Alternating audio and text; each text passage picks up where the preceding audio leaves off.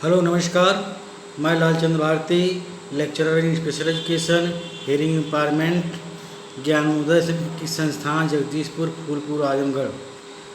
आज हम आप लोगों को D.Ed. SCHI सेकेंड सेमेस्टर के paper number 8 unit number 1.2 parameter of speech यानी वाणी के प्रांचल या वाणी के मापदंड नामक टॉपिक पर जानकारी साझा करूंगा। पैरामीटर, सबसे पहले हम पैरामीटर पर चर्चा करेंगे। ध्वनियों के उच्चारित अभिलक्षणों की तरह भौतिकी अभिलक्षण ही होते हैं जो उन्हें एक दूसरे से भिन्न करते हैं। एक गुण हवा में भार के साथ ध्वनि होती है। विशेष रूप से स्वर के उच्चारण में इन्हीं 3-4 अभिस्वरकों में अंतर के कारण हम स्वरों को अलग अलग सुनते हैं। इन अनुनादी आवृत्तियों को आवृत्ति बैंड कहते हैं। पैरामीटर को हम मुख्यतः 3 भागों में विभाजित करते हैं: नॉन सेगमेंटल, सेगमेंटल, सुप्रा सेगमेंटल।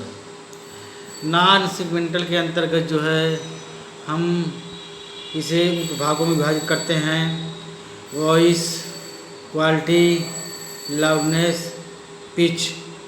सेगमेंटल के अंतर्गत आर्टिकुलेशन, वावेल, कॉन्सोनेंट। सुप्रा सेगमेंटल के अंतर्गत हम fluency, intonation, phrasing, rate, stress में विभाजित करते हैं। नंबर 1 है नॉन सेगमेंटल यानी अविभाजित करना, आखंडी। ये ऐसे लक्षण हैं जो सिर्फ एक सेगमेंटल तक सीमित नहीं रहते हैं। एक से ज़्यादा सेगमेंट और आमतौर पर पूरे वाक्यों में लागू होते हैं। इसके अंतर्गत वॉइस आते हैं।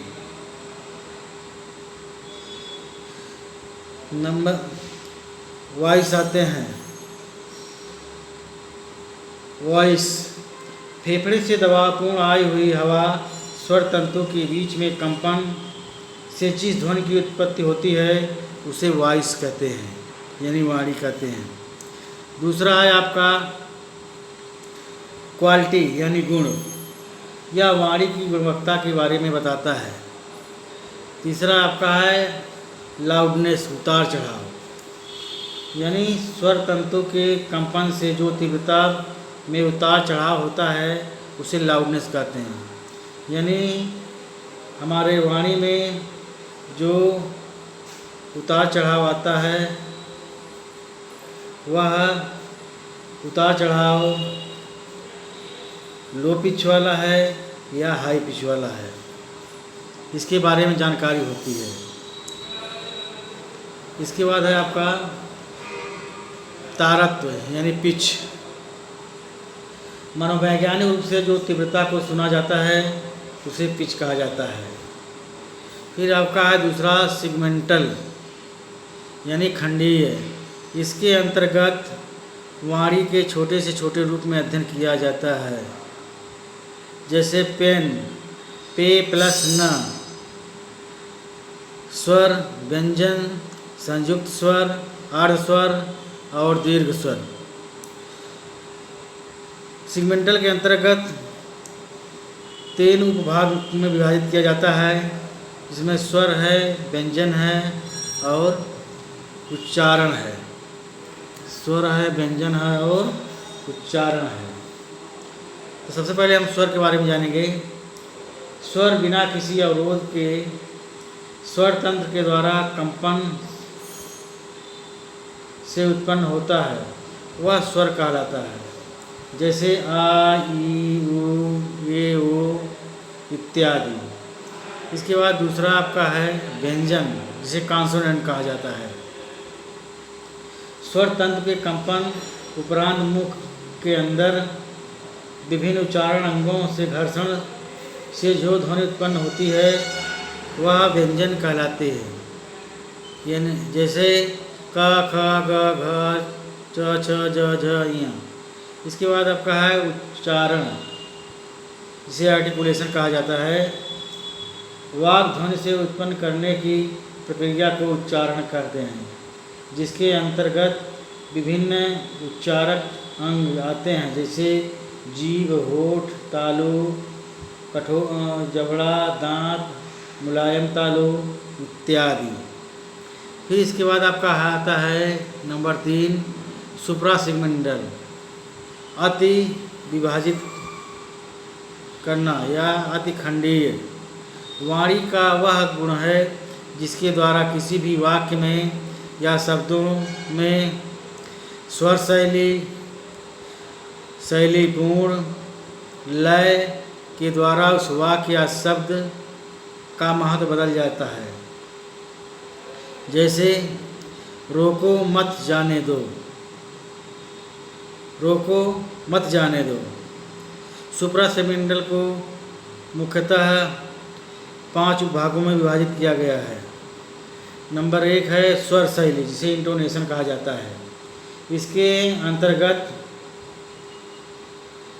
अंतर्गत पिच में बदलाव आता है।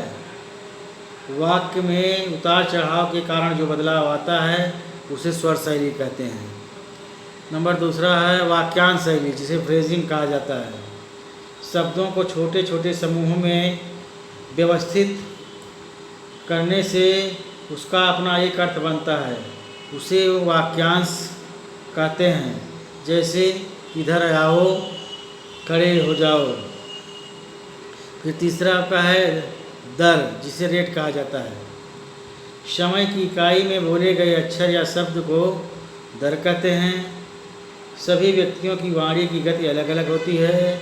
गति को मापने के लिए 1 मिनट में बोले गए शब्द या अक्षर को गिना जाता है।